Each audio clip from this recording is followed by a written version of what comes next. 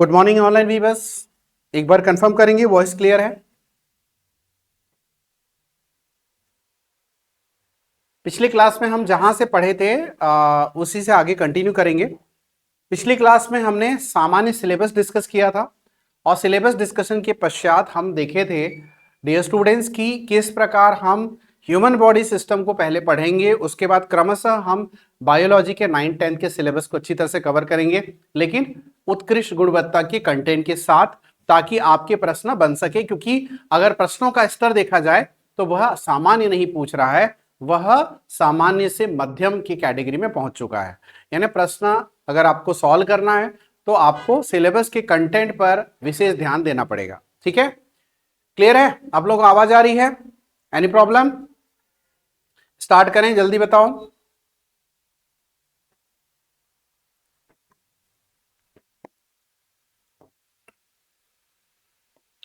चलिए लिखेंगे बायोलॉजी और जीव विज्ञान में हम जो पढ़ रहे थे उस टॉपिक का नाम क्या है? पाचन तंत्र। पाचन तंत्र हम पढ़ रहे थे और कल हमने कहां तक बात करी थी? कहां तक हम बात किए थे कि भौतिक पाचन होता है। इसके बाद हम आगे कंटिन्यू करेंगे। ठीक है, चलिए। जब पाचन तंत्र में मैंने आप लोग को बताया था, देखो पाचन तंत्र में सबसे पहले डाइजेस्टिव सिस्टम में किस बात पर फोकस करनी है? तो डाइजेस्टिव सिस्टम पर जो फोकस करनी है वो है कि अलग अलग प्रकार के जो हमारे शरीर में अंग हैं, यानी आहार नाल, हमारे आहार नाल को अगर हम थोड़ा सा यहां बात करें तो आहार नाल की चीजों को थोड़ा सा देखिए। एलिमेंट्री कैनाल जिसे कहते हैं, तो सबसे पहले मुख गुहा, मुख गुहा या हम कहते हैं बक्कल कैविटी। यहां से भोजन कहां जाता है? तो यहां से जाता है ग्रास नली में जाता है। ग्रास नली को क्या कहा जाता है? ईसोफेगस कहा जाता है। ईसोफेगस कहा जाता है। ठीक है, क्लियर है सभी को? वॉइस क्लियर आ रही है? यस और नो कमेंट करेंगे। इसको हम कहते बक्कल कैविटी, इसे हम कहते बक्कल कैविटी। उसके पश्चात ग्रास नली से भोजन कहां जाता है? आमाशय में जाता है। आमाशय में जाता है या हम इसको कहते हैं स्टमक। और उसके पश्चात जाती है छोटी आंत में, छोटी आंत में जाती है यानी स्मॉल इंटेस्टाइन में जाती है।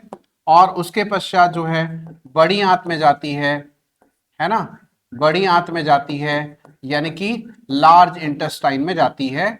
इस प्रकार हमने कल की क्लास में इसको एक सीक्वेंस है ना पढ़ा था। गुड, सुभाष, चंदर एंड बाकी लोग।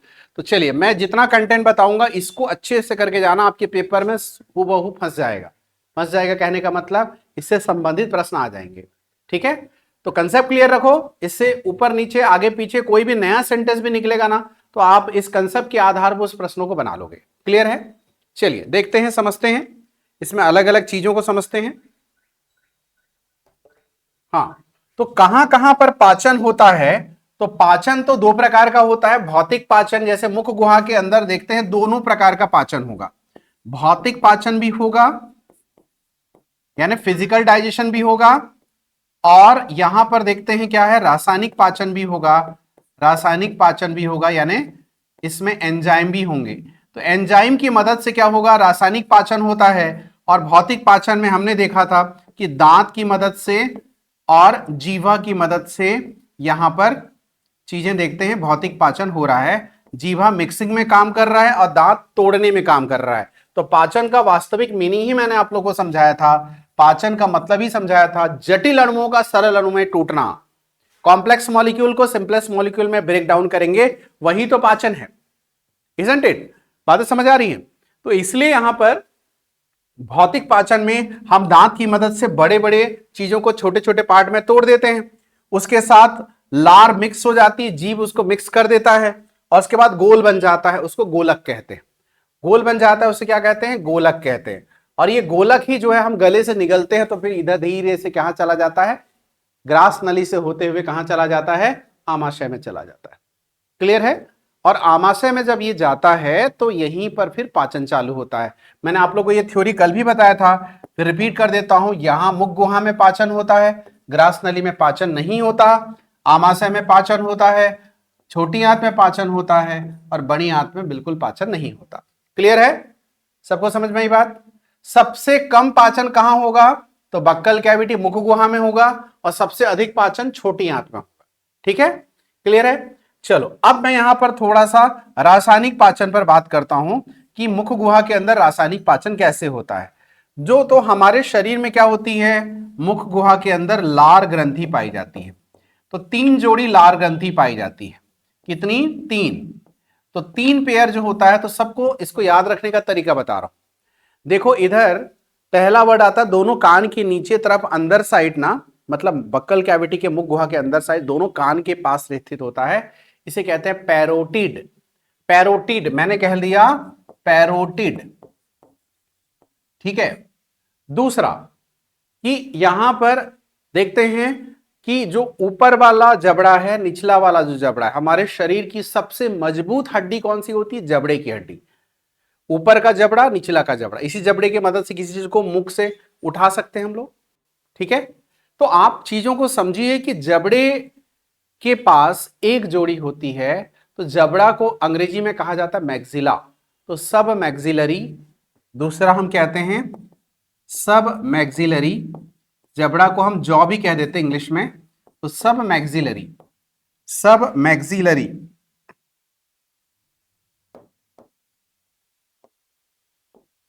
ठीक है? और तीसरा पार्ट होता है, ये जो लार ग्रंथि के का तीसरा जो होता है वो होता है सब लिंगवल, दोनों जीभ के पास। सब लिंगवल, लिंगवल वर्ड मतलब लिंग्विस्टिक यानी जीभ से संबंधित आ रहा है, सब लिंगवल। तो आप देख रहे हैं कि कितनी जोड़ी लार ग्रंथि पाई जाती है, पूछा जाएगा तो 3 जोड़ी लार ग्रंथि पाई जाती है, 3 पेयर्स। पैरोटिड कान के पास, सब मैक्सिलरी जबड़े, ऊपरी जबड़े निचले जबड़े के पास। अब सब लिंगवल जो होता है वह दोनों जीभ के मतलब जीभ के दोनों तरफ। क्लियर है? तो इस तरफ देखते हैं, उसी से ही क्या निकलता है? लार। इसी से क्या निकलेगा? लार। और लार में क्या होगा? 2 प्रकार के एंजाइम रहेंगे। लार में 2 प्रकार के जो एंजाइम रहेंगे, एक का नाम है एमाइलेज, एक का नाम है एमाइलेज, जिसका पुराना नाम है टाइलिन। इसका पुराना नाम क्या है? टाइलिन। और यहां पर दूसरा लिखेंगे, वो होता है बेसिकली लाइसोजाइम, लाइसोजाइम। अब दोनों के कार्य समझिए, बहुत सरल है, दोनों के कार्य बहुत सरल है। देखो इधर एमाइलेज क्या करता है, हम जब खाना खाते, कल राजस्थानी थाली खिलाया था आप लोगों को, यस है ना, फोटो में बताया था ना, दाल है, रोटी है, 4 प्रकार की सब्जी है, चावल है ना, कई प्रकार की और भी चीजें इसमें एसेसरी आइटम्स है। तो आप देखेंगे अगर आप चावल खा रहे हैं, रोटी खा रहे हैं, तो इसमें क्या है? कार्बोहाइड्रेट है। तो कार्बोहाइड्रेट का अल्प मात्रा में पाचन होता है। तो कार्बोहाइड्रेट का अल्प मात्रा में पाचन कौन करता है? एमाइलेज करता है। तो यहां पर क्या लिखेंगे? कार्बोहाइड्रेट का पाचन करेगा, तो यहां पर लिखेंगे कार्बोहाइड्रेट का पाचन करता है। ठीक है? समझ में आई बात? हाँ आगे सुनो, लाइसोजाइम क्या करता है? खाने में मान लो कोई जीवाणु, बैक्टीरिया, फंगस वगैरह चले गए होंगे, तो जो लार का जो प्रकृति होता है वह अम्लीय प्रकृति का होता है, एसिडिक नेचर का होता है। तो लार क्या करेगा? लार में जो एसिडिक नेचर है वो उसमें पाया जाता है लाइसोजाइम, तो वो हानिकारक हानिकारक जीवाणुओं को मार देता है, हानिकारक जीवाणु को मार देगा, मारेगा। क्लियर है? सबको समझ में ये बात? तो हार्मफुल जो बैक्टीरिया होते हैं उसको ये किल करने का काम करता है लाइसोजाइम। आपको प्रश्न आ सकता है ना, मैं आप लोगों को अभी थोड़ी देर में सब चीज बता दूंगा आप लोगों को। इसमें तो कोई एंजाइम होगा नहीं क्योंकि पाचन हो नहीं रहा है, इसके एंजाइम याद रखना, इसमें फिर कोई एंजाइम नहीं पाया जाएगा। बात समझ रही? तो मुख गुहा के अंदर पाचन इतना ही याद रखना है। क्या का पाचन होता है? कार्बोहाइड्रेट का पाचन होता है। उसमें कौन कौन से एंजाइम होते हैं? एमाइलेज और लाइसोजाइम होते हैं। इसके अतिरिक्त अगर हम यहां पर बात करेंगे कौन कौन सा पाचन हो रहा है, तो यहां भौतिक पाचन, रासायनिक पाचन दोनों हो रहा है ना। और कल दांत के बारे में ऑलरेडी मैं बता चुका था। ठीक है? हानिकारक रोगाणु को मार देता है। क्लियर है? ये थोड़ा कट गया है तो हानिकारक जीवाणुओं को मारेगा ऐसा लिख देना, किल करेगा, है ना, को किल करेगा, किल कर देगा। ठीक है, क्लियर है। चलिए अब यहां पर वापस आते हैं अगला कंटेंट पर कि अब खाना कहां जाएगा, यहां पर जाएगा। तो जब क्या है खाना को जो है छोटे छोटे पार्ट में तोड़ दिया जाता है, तो तोड़ने के पश्चात ये क्या है इस प्रकार गोल शेप हो जाता है। तो गोल शेप हो जाता है तो यहां पर ग्रास नली में वह जाता है। तो ग्रास नली से आगे मैं अभी बताना चालू करता हूं अगले स्लाइड में। तो यहां पर आएगा आपका ग्रास नली। ग्रास नली को हमने कहा ईसोफेगस, ईसोफेगस। इसके बाद हम आमाशय में प्रवेश करेंगे क्योंकि यहीं से नया सारा कंटेंट निकलेगा, यानी स्टमक। हाँ देखिए डियर स्टूडेंट्स, यहां पर जो भी डाउट होता है तुरंत पूछ लिया करना, मैं आप लोगों को आपके डाउट्स अच्छी तरह से क्लियर करने का प्रयास करूंगा।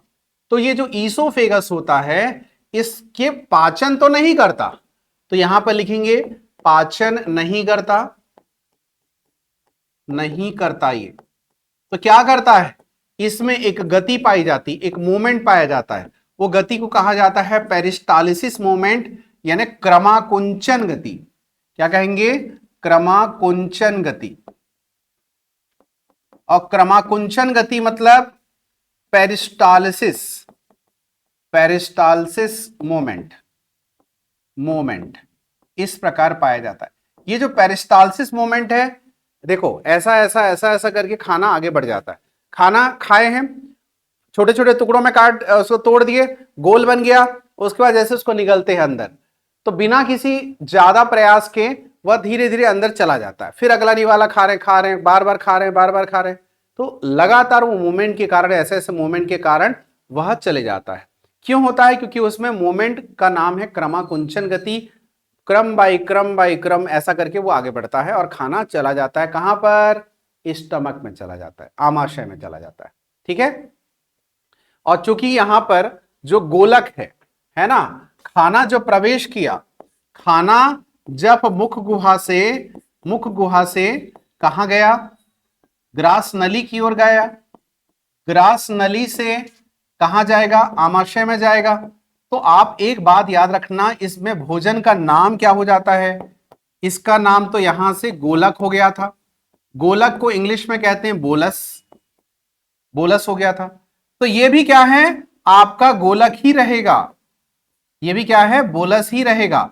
लेकिन अब सुनो, आमाशय से कहां जाएगी, छोटी आंत में जाएगी, जाएगी। तो आमाशय से छोटी आंत जाने के दौरान आप देखते हैं कि यहां पर आमाशय से छोटी आंत जब वो जाएगी, तो शुरुआत में यहां पर छोटी आंत के अंदर, छोटी आंत में ही लास्ट पाचन होगा। तो गोलक के रूप में प्रवेश किया था, लेकिन इसका नाम यहां पर क्या हो जाएगा, काइम हो जाएगा। ये प्रश्न आता है इसलिए मैं इसको लिखाया हूं, काइम। तो काइम कुछ नहीं है, वो जो खाना खाए थे वही है। हाथ से जो हम खाना खाते हैं वो खाना हो गया शुरुआत में, उसको छोटे छोटे पार्ट में तोड़ दिए तो वह गोलस या बोलस हो गया, जिसमें लार चिपका हुआ है। वही क्या है, ईसोफेगस में जाता है, लेकिन यहां पाचन तो होता नहीं है। तो कहां प्रवेश कर गया, स्टमक में प्रवेश कर गया, आमाशय में। आमाशय से फिर वो कहां निकलता है, जब आमाशय के अंदर प्रवेश करेगा उसका नाम बोलस था, लेकिन जब वो बाहर निकलेगा उसका नाम क्या है, काइम है। बात समझ में आई सबको, अच्छी तरह समझ में आई। अब यहां पर मैं समझाऊंगा आप लोगों को आमाशय के बारे में, आमाशय में पाचन। तो इस प्रकार यहां पर हम समझते हैं आमाशय में पाचन। तो पहले दिखना है यहां पर आमाशय के भाग, आमाशय के भाग। तो इसका क्या होगा, एक अग्रभाग होगा, अग्रभाग, एक क्या होगा, मध्य भाग, और एक क्या हो जाएगा, पश्च भाग। ठीक है। तो एंटीरियर, मिडिल और पोस्टीरियर, ये हो जाएगा पोस्टीरियर, ये होगा मिडिल, ये हो जाएगा मिडिल, और ये हो जाएगा एंटीरियर। समझ में आई बात। तो इसको कैसे याद रखना है, तो ये बात आप लोग को एक ट्रिक में बताता हूं। ठीक है। तो यहां पर एक छोटा सा ट्रिक याद रख लेना। अगर हमारे पास 3 पार्ट है, आमाशय है, जैसे यहां से आमाशय का मान लो इस प्रकार भाग बना, इसका स्ट्रक्चर बना कि मान लो ऐसा जो है ये आमाशय बना। इधर क्या है, ईसोफेगस है, ईसोफेगस से खाना इधर प्रवेश किया तो जो स्वागत करेगा उसका नाम तो अग्र होगा, उसके बाद एक मध्य होगा और एक इधर जो है पश्च होगा, यहां से फिर छोटी आंत के रूप में आगे जाएगा। समझ में ही बात? तो छोटी आंत के रूप में आएगा तो अग्र मध्य को पश्च को याद रख लेना है ना। यहां पर तीन नाम आएगा, एक होगा जैसे कार्डियक, एक का नाम है कार्डियक, दूसरा का नाम है फंडिक और तीसरा का नाम है पाइलोरिक। इसको याद रखने का तरीका बता रहा हूं, देखो कार्डियक का सी याद रख लेना, फंडिक का एफ याद रख लेना, पाइलोरिक का पी याद रखना। कौन पहले आता है अल्फाबेट में, है ना, कौन पहले आता है अल्फाबेट में? सी पहले आता है, ए बी सी आया, उसके बाद डी ई एफ आ रहा है, बीच में एफ आ रहा है और आखिरी में पी आ रहा है। तो अल्फाबेट में जो पहले आ रहा है अग्र है, जो बीच में आ रहा है मध्य है, जो बाद में आ रहा है पश्च है। तो इसमें अल्फाबेट मेथड यूज करना, कभी भूलोगे नहीं 7 जन्म में। आराम से इस ट्रिक की मदद से आप चीजों को समझ जाओगे। क्लियर है? सबको समझ में ही बात? तुरंत ये चीज को समझो, अग्र मध्य पश्च ये जो पूछा जाता है इसको पार्ट्स इसको देखते हैं, पार्ट्स ऑफ स्टमक देखते हैं, ये बहुत इंपॉर्टेंट है, स्टार करिए इसको, एग्जाम में पूछा जा सकता है। ठीक है, क्लियर है? हाँ, अब इसके पश्चात आमाशय के ये भाग देख लिए, तो इस आमाशय के इस भाग में क्या पाई जाती है? जठर ग्रंथि पाई जाती है। तो आमाशय में जो जठर ग्रंथि पाई जाती है उसको यहां पर हम लिखते हैं, है ना। इसको यहां पर क्लोज कर लीजिए। अब इसके बाद देखेंगे यहां पर आमाशय में क्या होता है। आमाशय में जठर ग्रंथि पाई जाती है। जठर ग्रंथि को कहा जाता है गैस्ट्रिक ग्लैंड। क्या कहा जाता है? Gastric gland. गैस्ट्रिक ग्लैंड जो है इसमें 3 प्रकार की सेल होती हैं। इसमें 3 प्रकार की सेल होती हैं, 3 प्रकार की कोशिकाएं होती है। बहुत सरल है, डिफिकल्ट बिल्कुल नहीं है। देखो, एक को कहा जाता है म्यूकस सेल यानी श्लेष्म कोशिकाएं, इसको कहा जाता है श्लेष्म कोशिकाएं या म्यूकस सेल। तो ये जो म्यूकस सेल है ये क्या करेगा? ये सीक्रेट करेगा म्यूकस सीक्रेट करेगा, यानी कि श्लेष्म सीक्रेट करेगा। समझ में बात? ये क्या करेगा? श्लेष्म सीक्रेट करेगा। उसके पश्चात दूसरे क्रम में है हमारे सामने है, दूसरे क्रम में हमारे पास आता है पेप्टिक्स कोशिका। तो पेप्टिक सेल, पेप्टिक कोशिका है, तो पेप्टिक कोशिका क्या करेगा? पेप्सिनोजेन सीक्रेट करेगा, पेप्सिनोजेन सीक्रेट करेगा। और क्या सीक्रेट करेगा? यहां पर प्रोरेनिन सीक्रेट करेगा, प्रोरेनिन सीक्रेट करेगा। थोड़ा लिखते चलो, है ना, फिर समझाता हूं। और तीसरा यहां पर देखते हैं, उसका नाम है ऑक्जेंटिक सेल। तीसरे का नाम क्या देखते हैं? ऑक्जेंटिक सेल, ऑक्जेंटिक सेल या ऑक्जेंटिक कोशिका। तो ये क्या करेगा? ये HCl का सीक्रेशन करेगा। लिखो पूरा, फिर समझाता हूं मैं, है ना। सेल का यहां ऑक्जेंटिक सेल है, मतलब ऑक्जेंटिक कोशिका है। उन लोगों को नहीं दिख रहा है तो यहां पर मैं नीचे लिख देता हूं, ऑक्जेंटिक कोशिका। क्लियर है? तो ऑक्जेंटिक कोशिका इस प्रकार ये होती है। अब तीनों में रोल आपको समझाना है, समझना है। सब लोग ध्यान देंगे। जब खाना इसके अंदर प्रवेश हुआ तो देखो, पहला बोलस, दूसरा बोलस, तीसरा बोलस, चौथा बोलस। जब खाना अंदर प्रवेश कर रहा है तो इसके नीचे इसका स्वागत करने के लिए कौन है? इसका अग्रभाग। अग्रभाग है ना, वही तो स्वागत करेगा। और जैसे वो एंट्री होता है म्यूकस पूरी चादर बिछा देता है और उस चादर में ये जाके विराजमान हो गया यहां पर। ठीक है, इस खाने में क्या है? इस खाने में पोषक तत्व है। अल्प मात्रा में प्रोटीन का पाचन हुआ था मुख गुहा के अंदर, बक्कल कैविटी के अंदर, अल्प मात्रा में। और उसके पश्चात क्या होता है कि यहां पर भोजन का आगे पाचन हो करके बोलस के रूप में आमाशय में प्रवेश करता है। आमाशय में जैसे प्रवेश करेगा, म्यूकस सेल पूरे म्यूकस या श्लेष में बिखरा देता है, अपने चादर बिछा देता है। वहां पर विराजमान हो गया कौन? बोलस।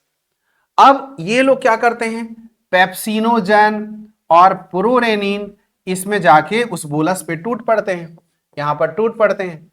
लेकिन ये ठहरे, ये क्या करते हैं, ये इनएक्टिव है, निष्क्रिय है। इसे हम कहते हैं प्रो एंजाइम। ऐसा एंजाइम जो निष्क्रिय अवस्था में होता है उसे प्रो एंजाइम कहते हैं। लॉक्ड अवस्था में है, उसको अनलॉक करना पड़ेगा। तो लॉक को अनलॉक कौन करता है, HCl करता है। ठीक है, तो अब मैं यहां पर लौट के आऊं, पहले उसको मैं इक्वेशन समझा देता हूं। ये HCl भी यहां पर पहुंच जाता है और ये पेप्सिनोजेन को पेप्सिन में बदल दिया, प्रोरेनिन को रेनिन में बदल दिया। समझ में ये बात। और अल्प मात्रा में यहां लाइपेज भी पाया जाता है, इसको भी लिख लो लाइपेज, है ना। अल्प मात्रा में क्या पाया जाता है, लाइपेज भी पाया जाता है। अब चीजों को थोड़ा मैं सिस्टमैटिक बताता हूं। देखो, खाना प्रवेश हुआ इसके अंदर, जैसे प्रवेश हुआ म्यूकस ने चादर बिछा दिया, वहां पर विराजमान हो गया बोलस। उसके पश्चात इसमें पेप्सिनोजेन प्रोरेनिन लाइपेज से जाके वहां पर जाके उसके साथ मिक्स हो जाते हैं, क्योंकि पेप्टिक सेल इन तीनों का श्रावण कर देती है, सिक्रेशन कर देती है। जैसे ये करती है तो ये तो निष्क्रिय अवस्था में है, तो HCl जाता है और पेप्सिनोजेन को पेप्सिन में बदल देगा, प्रोरेनिन को रेनिन में बदल देगा, और लाइपेज लाइपेज की ही सक्रिय रूप में रहेगा। तो इसको हम यहां पर फ्लो चार्ट के रूप में लिख देते हैं। तो हम देखते हैं कि यहां पर पेप्सिनोजेन पेप्सिनोजेन जब इसमें HCl कार्य करेगा तो वो क्या करता है, पेप्सिन में बदल देता है। उसके पश्चात प्रोरेनिन प्रोरेनिन जो है, तो ये प्रोरेनिन क्या करेगा, HCl का इसमें सिक्रेशन होता है और उसका रिएक्शन होता है, तो वो रेनिन में बदल जाता है। ठीक है, और इसके पश्चात लास्ट जो होता है लाइपेज। तो लाइपेज जो होता है उसके लिए वो सक्रिय अवस्था में ही है। ये क्या करता है, वसा का पाचन करता है, फैट का पाचन करता है। ये किसका पाचन करेगा, ये दोनों प्रोटीन का पाचन करेंगे। याद आ रहा है। अब प्रोटीन का पाचन और फैट का पाचन होता है, ये अल्प मात्रा में होता है, अल्प मात्रा में फैट का पाचन होता है। ठीक है, अच्छा ये रेनिन पर थोड़ा बात करते हैं। हमारे शरीर में जो दुग्ध प्रोटीन है, दूध अगर हम पीते हैं तो दूध प्रोटीन का पाचन नहीं हो पाता। दूध पीते हैं तो आपको फैट मिल रहा है ना, अच्छा फैट मिलता है। दूध पीने से आपको कैल्शियम फास्फोरस मिल रहा है। लेकिन दूध का जो मेन प्रोटीन होता है उसका नाम है केसीन प्रोटीन, उसका पाचन नहीं होता। तो किसमें होता है, क्यों है फिर, इसलिए ऐसे शिशु जो मां का स्तन पान कर रहे हैं, 0 से लेके 5 साल तक के उम्र तक, 0 से 5 साल तक उम्र तक के बच्चों में प्रोरेनिन जब रेनिन में बदल जाता है तो उनमें क्या होता है, दुग्ध प्रोटीन जिसे हम क्या कहते हैं, केसीन का पाचन होता है। केसीन का पाचन इनके में होता है। लेकिन हम और आप अभी दूध पिएंगे मार्केट से खरीद के, या गाय का भैंस का दूध पिएंगे, तो वहां से आपको दुग्ध प्रोटीन का पाचन नहीं होता। उसमें बाकी सब लाभदायक चीजें हमारे शरीर में जरूर मिल जाएगी, लेकिन दूध प्रोटीन नहीं मिलेगा। क्लियर है, सबको समझ में ये बात है ना। कोई डाउट। आमाशय में पाचन खत्म। आमाशय में पाचन की जो प्रक्रिया हुई, HCl का रोल आया। HCl और क्या कार्य का, HCl के कार्य पहला दूसरा, तो ये होता है प्रो एंजाइम, ये होता है प्रो एंजाइम। और प्रो एंजाइम को किस में बदल रहा है, एंजाइम में बदल रहा है। प्रो एंजाइम को एंजाइम में बदलने का काम कौन करता है, HCl करता है। ये दोनों वही है।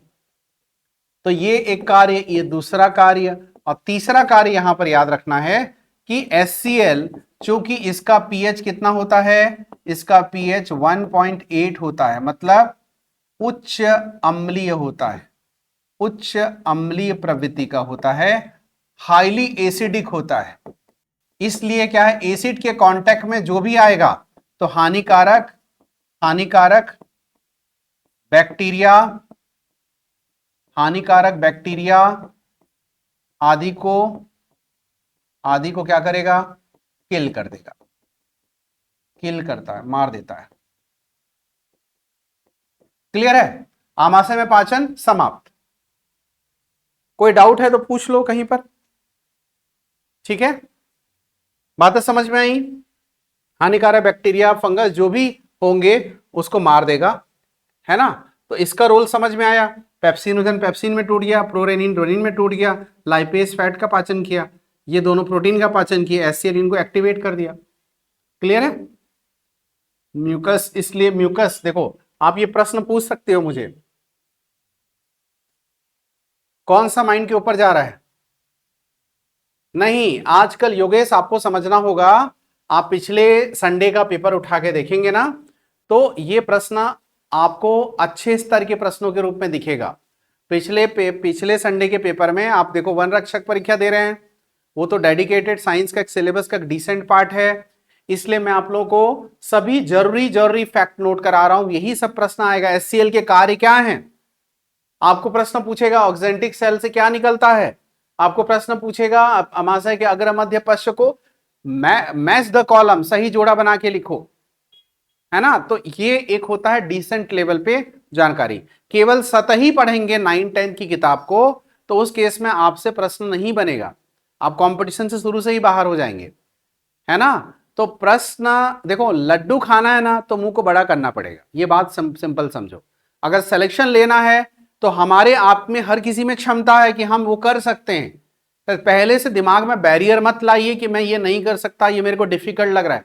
अगर आपको कोई डिफिकल्ट लग रहा है वो आपकी मानसिक अवस्था है, उसको तोड़ो, आप में वो क्षमता है, कर सकते हो।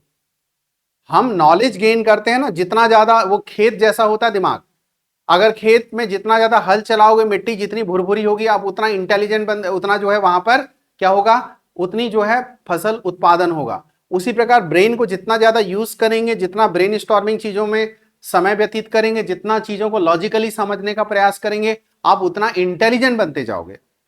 समझ में बात? तो इसलिए थोड़ा पेशेंस रखो, धैर्य रखो। हम जो चीज को पढ़ रहे हैं, है ना, हमारा पाचन तंत्र आज ही समाप्त होना है, क्योंकि हम यहां से यहां तक हम चीजों को पढ़े। क्लियर है सबको? ठीक है। और मन के हारे हार है, मन के जीते जीत, याद रखना। आप में, हम में, हर किसी में क्षमता है कि I can do it, I can do it करके, कल भी मैंने बताया था मैं कर सकता हूं करके, सोचो कर लोगे। ठीक है, क्लियर है? चलिए भाई, अब हमको समझना है कि हमको केवल ऊपरी ऊपरी तरह से ना पढ़ के हमारा अंतिम उद्देश्य क्या है। हमारा अंतिम उद्देश्य है, मैं आप लोग को डिसीजन मेकिंग का एक थ्योरी बताता हूं। मैं आगे प्रवेश कर रहा हूं किसमें, हम आगे किसमें प्रवेश कर रहे हैं, आमाशय के बाद छोटी आंत में। तो छोटी आंत में पाचन पर हम बात करते हैं। अच्छा, ये बात याद रख लेना, भोजन जब आमाशय से निकलता है उसका नाम क्या हो गया, काइम हो गया। उसका नाम क्या हो गया, काइम, है ना। चलिए भाई, हाँ, एक डिसीजन मेकिंग का एक थ्योरी बताता हूं जो बहुत जरूरी है। निर्णय निर्माण, जब आप प्रतिकूल परिस्थिति में होते हैं, आपके स्वयं के निर्णय लेने की बात होती है, तो आप क्या करते हैं। तो निर्णय लेने के लिए एक वैज्ञानिक सिद्धांत होता है। सबसे पहले आप अपने लक्ष्य को अच्छी तरह से पहचानो, आपको करना क्या है। तो आप सबको सिलेक्शन लेना है, ये आपका अंतिम लक्ष्य है कि नहीं। उस लक्ष्य को क्या महसूस किए हो आप, पूरे उत्साह के साथ महसूस किए हो कि मुझे वो गवर्नमेंट नौकरी मिलनी चाहिए करके। तो पहला हमारा लक्ष्य है, लक्ष्य को अच्छी तरह से एब्जॉर्ब करो। तो अच्छी तरह से जब एब्जॉर्ब करोगे तो आपके अंदर उत्साह आएगा, जोश आएगा, ऊर्जा आएगी। तो पहले लक्ष्य की पहचान करनी है। दूसरा, तथ्यों पर बात करनी है। तथ्य कौन से हैं कि उस लक्ष्य को पाने के लिए मुझे क्या करना है, क्या नहीं करना है। जो करना है उसे कैसे, किस माध्यम से करना है। जैसे हम उड़ान आईएएस एकेडमी के माध्यम से आप अपनी तैयारी उत्कृष्ट लेवल पे कर रहे हैं, ये माध्यम बन गया, है ना। और आपको यह समझना है, इन्हीं तथ्यों की मदद से ही आपको लक्ष्य की प्राप्ति होगी। लेकिन अगर लक्ष्य को ही ओझल कर रखे हैं, सामने स्पष्ट नहीं है, वो आया तो उसको तैयारी करो, ये आया तो इसको तैयारी करो, ना वो हो रहा है ना ये हो रहा है, तो पहले आपको लक्ष्य पर फोकस करना होगा, लक्ष्य को पहचानना है अच्छी तरह से। फिर आपको तथ्यों पर बात करनी है कि मुझ में उसमें सिलेक्शन के लिए क्या चाहिए, क्या पढ़ना है, क्या नहीं पढ़ना है, किस माध्यम से पढ़ना है, और मेरे पास समय कितना है। तो ये सब तथ्य हो गए, फैक्ट हो गए। तो आपके एग्जाम डेट की अवधि कब कितनी है, कौन से माध्यम से पढ़ रहे हैं। मान लो, सोचो यहां स्व अध्ययन कर रहे होते तो दिशाहीन प्रयास करते। अभी मैं जहां जहां से प्रश्न आया वही वही तो आता है, वही वही तो ज्यादा कंटेंट पर फोकस कर रहा हूं। और तीसरी बात, मैं क्या नहीं पढ़ना है उसको स्किप करते आगे बढ़ रहा हूं।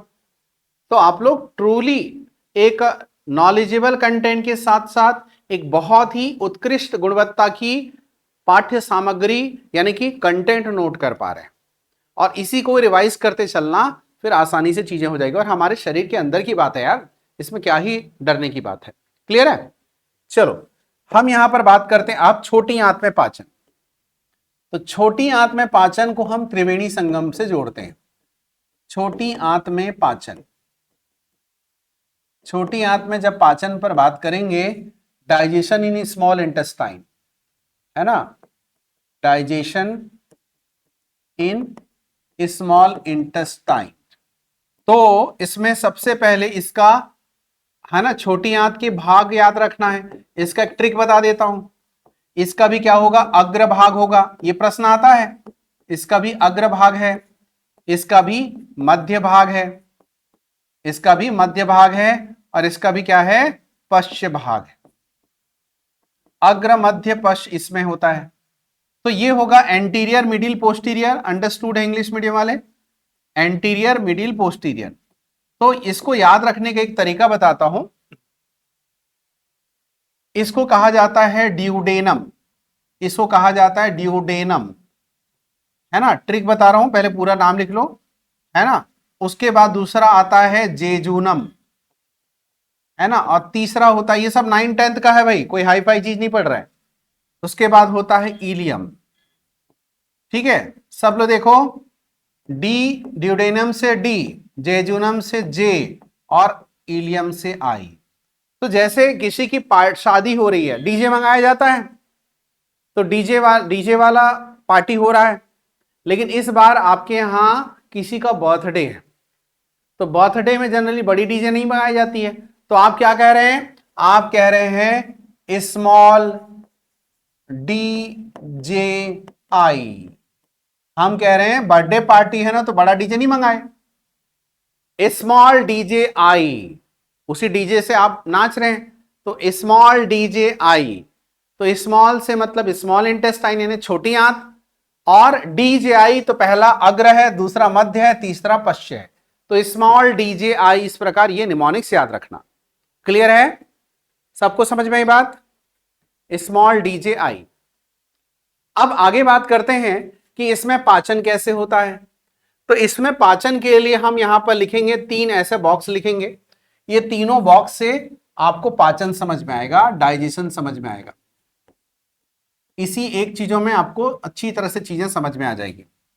चलो देखो, यहां पर है छोटी आंत, स्मॉल इंटेस्टाइन, तो इसको मैंने ऐसा बना दिया। दूसरा यहां पर है आपका, यहां पर होता है तीन नदियों के मिलन को हम त्रिवेणी संगम कहते हैं ना। तो यहां पर भी 3 अलग अलग प्रकार के रसों का मिलन होगा। रस यानी कि लिक्विड, यानी कि उसमें एंजाइम होगा। क्यों एंजाइम होगा? क्योंकि ये तीनों आगे कहां मिल जाएंगे, स्मॉल इंटेस्टाइन में। दोनों आगे कहां मिल जाएंगे, स्मॉल इंटेस्टाइन में। तीसरा ये खुद है। तो 3 प्रकार के रसों का मिलन होगा। वो 3 रस कौन कौन से होंगे? तो यहां पर एक होता है अग्नाशयी रस। क्या कहेंगे? अग्नाशय से निकलेगा। अग्नाशय यानी कि पैंक्रियास। अग्नाशय यानी कि क्या है, पैंक्रियास।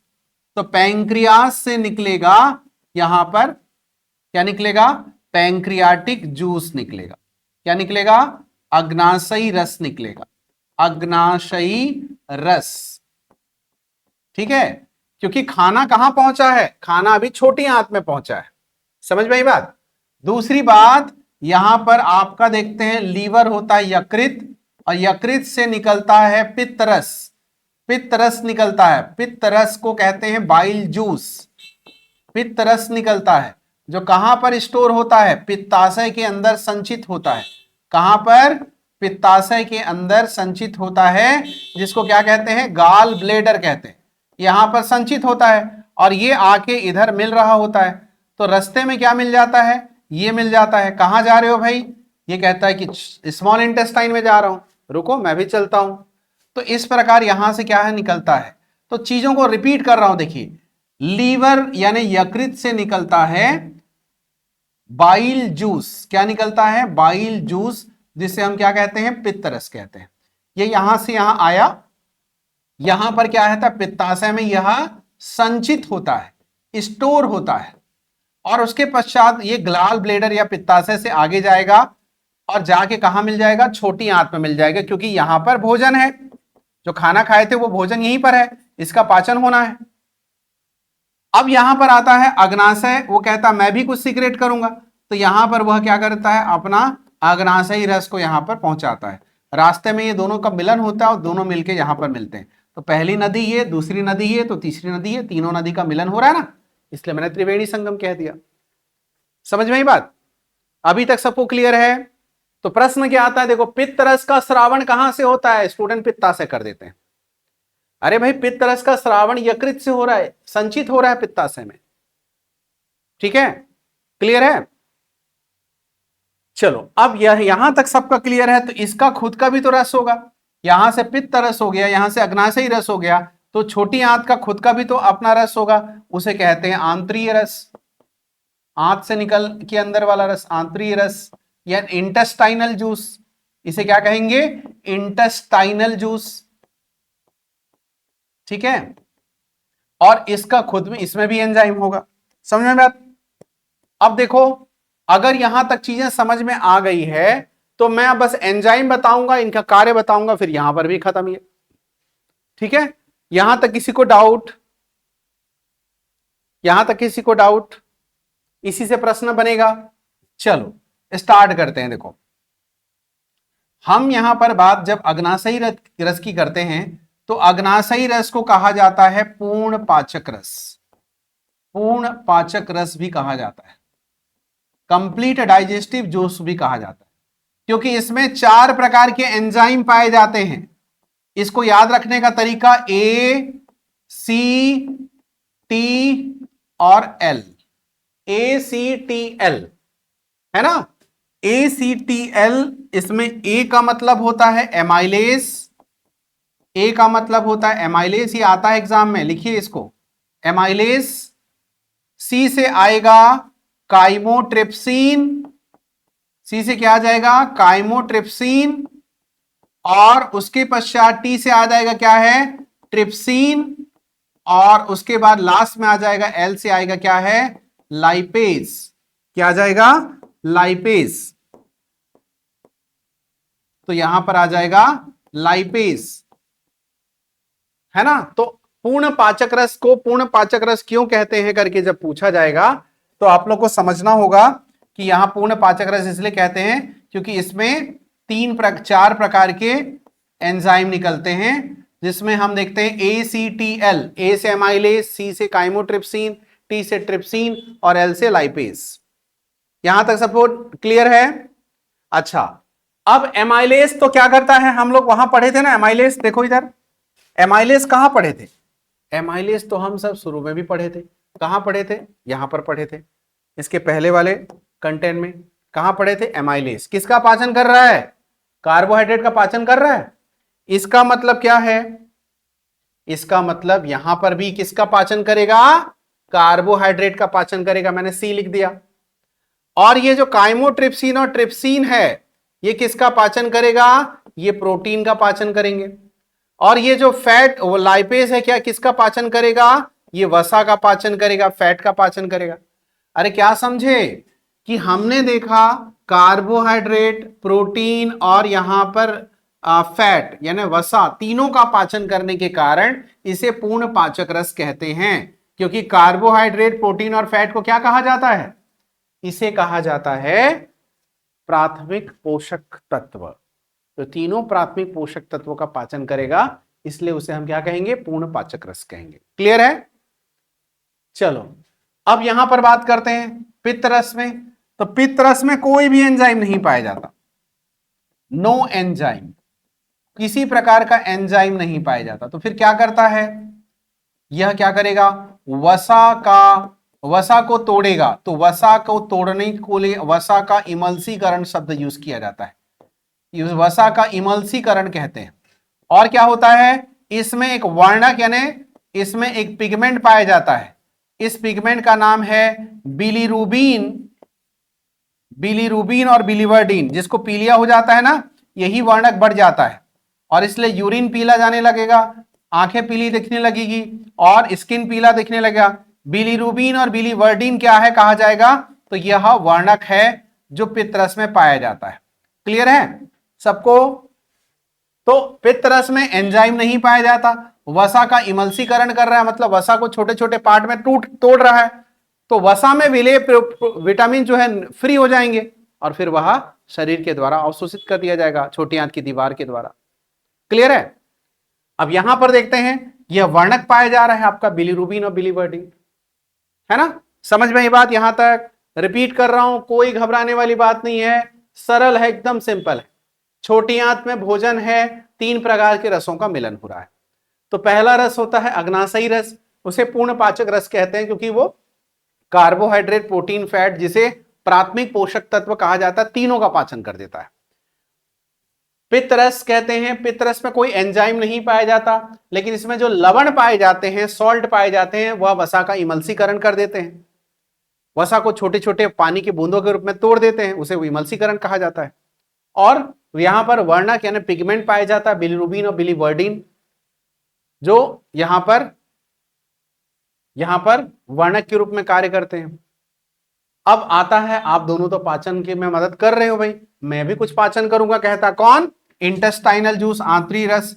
तो इसके अंदर होता है MSLE, मसाले से याद रखना, मसले। तो मां से क्या होगा? मां से जो होगा वह हो जाएगा, मां से होगा माल्टेज, मां से होगा माल्टेज। स से क्या होगा? सुक्रेज। और एल से क्या होगा? लैक्टेज, है ना? तो एज वर्ड आ रहा है ना, ये सब के सब किसका पाचन करते हैं? कार्बोहाइड्रेट का पाचन करते हैं। किसका? कार्बोहाइड्रेट का पाचन करते हैं। और ई से आता है इरेप्सिन, ई से क्या आता है? इरेप्सिन। तो फिर से मैं रिपीट करता हूं, इनके एंजाइम याद रखने का तरीका है, मसले याद रख लेना, माल्टेज, लैक्टेज, सुक्रेज, और उसके बाद है ना उसके बाद क्या? इरेप्सिन। इरेप्सिन क्या करेगा? प्रोटीन का पाचन करेगा, और ये क्या कर रहे हैं? ये कार्बोहाइड्रेट का पाचन कर रहे हैं। समझ में आई बात?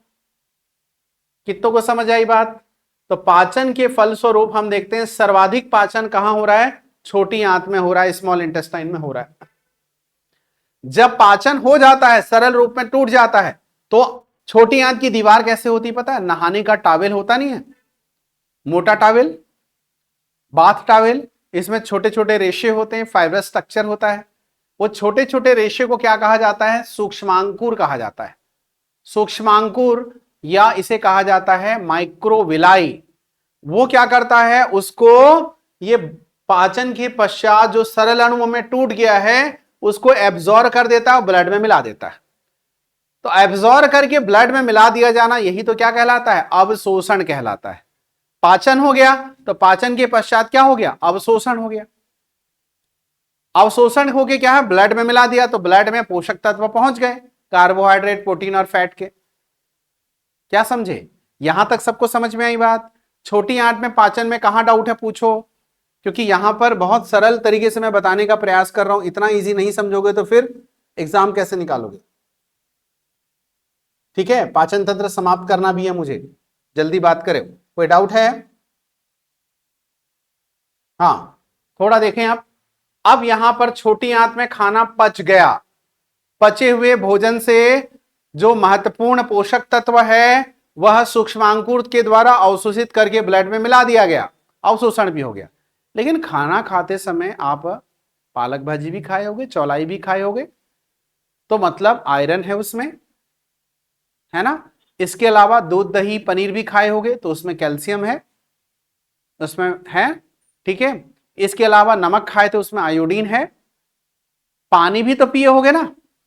तो बड़ी आंत का अब रोल आता है। अब इसके पश्चात किसका रोल आएगा? अब इसके पश्चात जो है बड़ी आंत का रोल आएगा। तो आपने यहां पर देखा, ये छोटी आंत में पाचन हो गया, छोटी आंत में पाचन के पश्चात जो शेष चीज है वो बड़ी आंत में चला गया।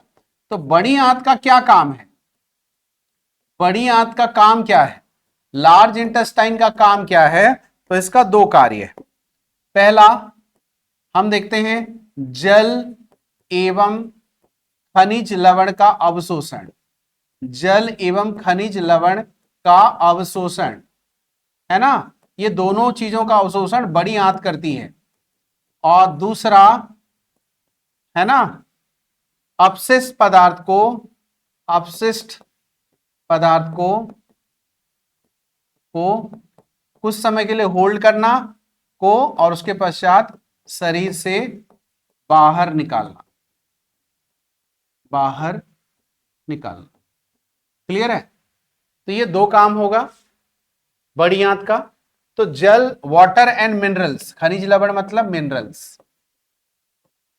का एब्सॉर्प्शन, अवशोषण। तो अब तक डियर स्टूडेंट हमने क्या पढ़ा? पहले जब खाना खाए उसे हम कहते हैं अंतर्ग्रहण, उसे हम क्या कहते हैं? अंतर्ग्रहण। जब खाना खाने के पश्चात इसका क्या हुआ? पाचन हुआ। पाचन के पश्चात इसका क्या हुआ? अवशोषण हुआ। अवशोषण के पश्चात एक शब्द और याद रखना, उसे कहते हैं स्वांगीकरण। तो ये स्वांगीकरण क्या है? और उसके पश्चात बहिर्क्षेपण। बहिर्क्षेपण की प्रक्रिया यहां देख रहे हैं, अपशिष्ट पदार्थ को शरीर से बाहर निकालना मतलब बहिर्क्षेपण। ठीक है, तो इसको मैं बताता हूं क्या है। खाना जब अंदर प्रवेश कराए थे उसे क्या कहते हैं? इंजेशन। खाना जब हम खाए, एक निवाला अंदर लिए, वो इंजेशन है। उसके बाद पाचन चालू हुआ, उसको हमने क्या कहा? डाइजेशन कहा। जटिल अणुओं का सरल अणु में टूटना डाइजेशन है। उसके बाद डाइजेस्ट हो गया, उसके बाद छोटी आंत की दीवार के सूक्ष्मांकुर के द्वारा उसे अवशोषित कर लिया गया, तो अवशोषण है, तो उसे क्या कहेंगे? एब्सॉर्प्शन।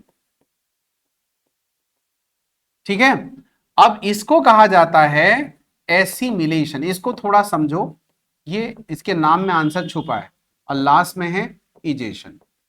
लास्ट में है इजेशन। तो थोड़ा सा देखो, स्व अंगीकरण। स्व अंगीकरण यानी खुद से उसको क्या कहें? अंगीकृत करना, स्वीकार कर लेना। तो जब छोटी आंत की दीवार के द्वारा कार्बोहाइड्रेट, प्रोटीन और वसा को छोटे छोटे पार्ट में तोड़ दिया गया था, यानी पाचन के फलस्वरूप जब पोषक तत्व छोटे छोटे पार्ट में टूट गए थे, तो छोटी आंत की दीवार के द्वारा अवशोषित करके ब्लड में मिला दिया गया। अब ब्लड तो हर जगह सर्कुलेट हो रही है बॉडी में, यहां पिन चुभ हो, यहां ब्लड निकलेगा, सिर पे हो तो सिर पे ब्लड निकलेगा, पैर है तो पैर पे ब्लड निकलेगा। तो रक्त तो हर जगह चली जा रही है ना, हर जगह फ्लो हो रही है ना। तो जहां जहां ब्लड जा रही है वहीं वहीं पोषक तत्व जा रहा है, जा रहा है। तो शरीर के में मौजूद लाखों करोड़ों कोशिकाओं के द्वारा, शरीर में मौजूद लाखों करोड़ों कोशिकाओं के द्वारा अपनी अपनी आवश्यकता अनुसार पोषक पदार्थों का उपयोग कर लिया जाना स्वांगीकरण कहलाता है। फिर से सुनो, शरीर में मौजूद लाखों करोड़ों कोशिकाओं के द्वारा अपनी आवश्यकता अनुसार पोषक तत्वों को उपयोग कर लिया जाना, वह स्वांगीकरण कहलाता है। जैसे उदाहरण बता रहा हूं, हम मान लो क्लासरूम में बैठे हैं, मान लो यहां 20 लोग बैठे हैं, और उधर से एक दीदी ट्रे लेकर आती है। उसमें ट्रे में क्या है? सामान्य पानी भी है, पानी की गिलास है, कोल्ड ड्रिंक की गिलास है, चाय की गिलास है, चाय का कप है, कॉफी का कप है, ठीक है, छाछ भी है, लस्सी भी है, सबको ट्रे में लेकर आ रही है। तो किसी को चाहिए चाय, किसी को चाहिए कोल्ड ड्रिंक, किसी को चाहिए लस्सी, और किसी को चाहिए छाछ, और किसी को चाहिए और कुछ। सबकी अपनी जरूरत थी। किसी को गर्मी लग रही थी तो कोल्ड ड्रिंक पी रहा है, किसी को नॉर्मल टेस्ट लेना है तो फिर ठीक है हम चाय कॉफी पीते हैं करके कह रहे हैं। तो आप अपनी अपनी आवश्यकता अनुसार अपना अपना चीज उपयोग किए कि नहीं? वही स्वांगीकरण है। तो शरीर के अंदर जब क्या होता है, ये जितने भी पोषक तत्वों को एब्जॉर्ब करके मिला दिया जाएगा ब्लड में, तो हमारे शरीर की लाखों करोड़ों कोशिकाओं द्वारा किसी को प्रोटीन चाहिए तो प्रोटीन, किसी को फैट चाहिए तो फैट, किसी को कार्बोहाइड्रेट चाहिए तो कार्बोहाइड्रेट, ये ले लिया जाता है। क्लियर है? तो यही को स्वांगीकरण कहा जाता है। ठीक है, समझ में ही बात? एसिमिलेट करना, स्वांगीकरण करना, समझ में ही सभी चीजें, है ना। अब लास्ट और अंतिम कंटेंट इस टॉपिक का बता रहा हूं कि वास्तव में पाचन के फलस्वरूप क्या क्या हुआ, एक ही स्लाइड में मैं लिख के बता दे रहा हूं सार, ताकि ये टॉपिक से उसी सार को भी रिवाइज करेंगे तो काफी हो जाएगा। खासकर मैं एंजाइम को बता रहा हूं, ठीक है, एक लाइन में, है ना, एक लाइन में बता रहा हूं ताकि चीजें समझ में आएगी। देखो, हमारा अंतिम उद्देश्य था पाचन करके इससे प्राप्त पोषक तत्वों को शरीर के लिए उपयोग करना। तो जब हमने डाइजेशन पढ़ा था तो डाइजेशन में हमको यह देखना था जो प्राथमिक पोषक तत्व हैं, तो प्राथमिक पोषक तत्व, प्राथमिक पोषक तत्व ये तो 3 हैं, जिसको मैंने आप लोगों को बताया कि कार्बोहाइड्रेट है, कार्बोहाइड्रेट है, दूसरा प्रोटीन है, और तीसरा क्या है, आपका फैट यानी वसा है। इसको जब तोड़ा गया तो ये जब जटिल रूप में होता है तो पॉलीसेकेराइड रूप में था, पॉलीसेकेराइड रूप में था, जिसका उदाहरण है स्टार्च। इसका उदाहरण क्या है, स्टार्च। इसको डाइसेकेराइड में तोड़ दिया गया, डाइसेकेराइड। तो डाइसेकेराइड में इस प्रकार तोड़ा गया, तो इसका उदाहरण भी मैं लिख दूंगा। और अभी मोनोसेकेराइड में आखिरी में टूटा, ये सरलतम रूप है। इसी रूप में छोटी आंत की दीवार इसको अवशोषित किया होगा, सरलतम रूप को ही हमेशा अवशोषित करता है, मोनोसेकेराइड हुआ। तो इन तीनों का उदाहरण देखेंगे, इसका उदाहरण तो स्टार्च है। तो जब आप सूखी रोटी को क्या करना, बिना डिप किए हुए सीधा सूखी रोटी को चबाना है ना, 1 मिनट बाद सूखी रोटी को चबाते रहना, तो उसके बाद वो मीठा लगने लगेगा। ऐसा क्यों होता है पता है, स्टार्च किस में बदल जाता है, माल्टोज में बदल जाता है। तो डाइसेकेराइड का उदाहरण है माल्टोज, सुक्रोज, ये सब क्या है, डाइसेकेराइड के उदाहरण है। ठीक है, क्लियर है। चलिए अब यहां पर लैक्टोज भी लिखना है ना, ये सब क्या है, आपके डाइसेकेराइड के उदाहरण है। मतलब कार्बोहाइड्रेट 3 प्रकार का होता है, जटिल रूप में है तो पॉली, डाइसेकेराइड है तो उससे सरल, और मोनोसेकेराइड है तो सबसे सरल। तो मोनोसेकेराइड का उदाहरण ग्लूकोज है। इस कारण ग्लूकोज पीने से तुरंत एनर्जी आ जाती, क्योंकि सरलतम रूप में है, पाचन करने की जरूरत नहीं है, डायरेक्ट ग्लूकोज पाउडर खा दिए, पानी घोल के पी दिए, तो सीधा वह ऊर्जा बनने लगती है 38 एटीपी, है ना, ग्लूकोज है। उसके अलावा गैलेक्टोज है, ग्लूकोज के अलावा गैलेक्टोज है, ठीक है। इसके अलावा फ्रक्टोज है, ये सब क्या है, आपके मोनोसेकेराइड है, ये सब क्या है, मोनोसेकेराइड है। तो हमारा पाचन यही करना था। प्रोटीन को तोड़ते तो किस रूप में टूटता, प्रोटीन को तोड़ते तो यह अमीनो अम्ल, अमीनो अम्ल तथा क्या है, वो अमीनो अम्ल में टूटता तथा प्रोटीओज में टूट जाता, है ना। तो अमीनो अम्ल और प्रोटीओज में टूटा है, इसी रूप, यही सरलतम रूप में पाचन हुआ है।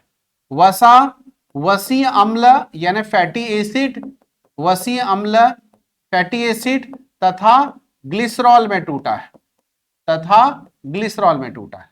तो आपको तो एक प्रश्न यहां से आएगा, यहां से एक प्रश्न आएगा कि प्रोटीन के पाचन फलस्वरूप क्या प्राप्त होता है, वसा के पाचन के फलस्वरूप क्या प्राप्त होता है, तो फैट के पाचन के फलस्वरूप फैटी एसिड और ग्लिसरॉल प्राप्त होता है। क्लियर है। चलो ये एक चीज याद रखना, एग्जाम के लिए बहुत इंपॉर्टेंट है। और दूसरा, अब यहां पर एंजाइम को मैं फटाफट लिख देता हूं, एंजाइम को दोबारा लिख देता हूं ताकि आप लोग रिवीजन आसानी से कर सको।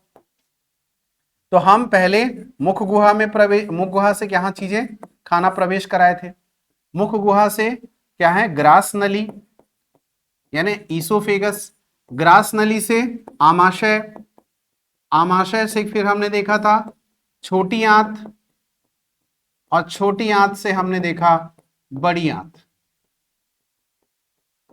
यहां पर हमने देखा ये लार्ज इंटेस्टाइन, ये स्मॉल इंटेस्टाइन, ये क्या है, स्टमक, और यहां पर हम बात करते हैं कि ये ईसोफेगस, ईसोफेगस, और ये क्या है, बक्कल कैविटी। ठीक है। चलिए अब देखिए एंजाइम, तो यहां पर एंजाइम में देखते हैं, तो यहां पर 2 एंजाइम था, कौन कौन सा एंजाइम, एमाइलेज और लाइसोजाइम, एमाइलेज और लाइसोजाइम, ये 2 एंजाइम है। ठीक है। इसके अलावा यहां पर कोई एंजाइम ही नहीं था, फिर आमाशय में हमने 3 एंजाइम देखा, कौन कौन सा? पेप्सिन, पेप्सिनोजन से पेप्सिन निकला, प्रोरेनिन से रेनिन निकला, और उसके पश्चात यहां पर लाइपेस निकला, है ना, यही एग्जाम में आएगा। छोटी आंत में हमने देखा, छोटी आंत में 3 भाग हैं, तो छोटी आंत में हमने देखा अगर छोटी आंत है, स्मॉल इंटेस्टाइन है, तो यहां पर हमने अलग देखा था।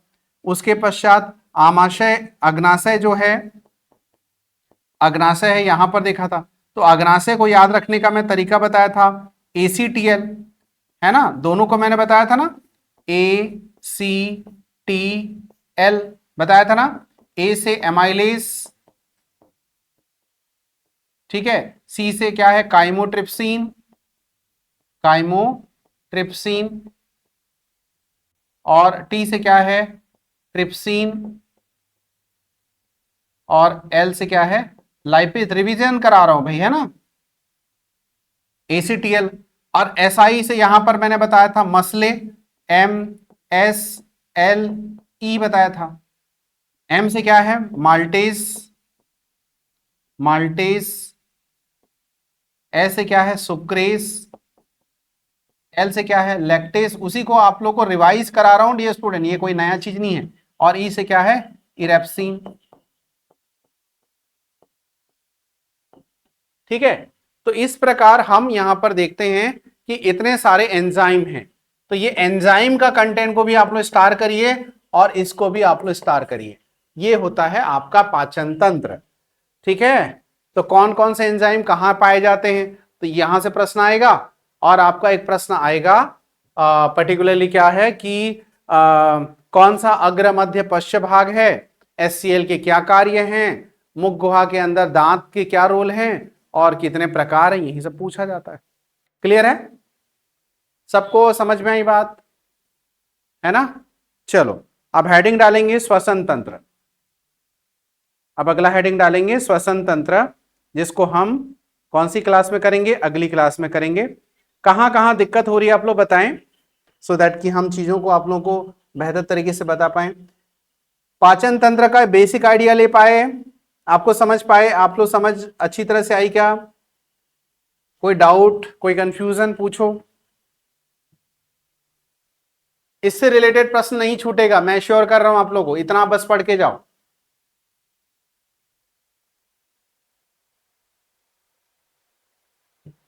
हो गया? चलिए मिलते हैं फिर, है ना, अगली क्लास में।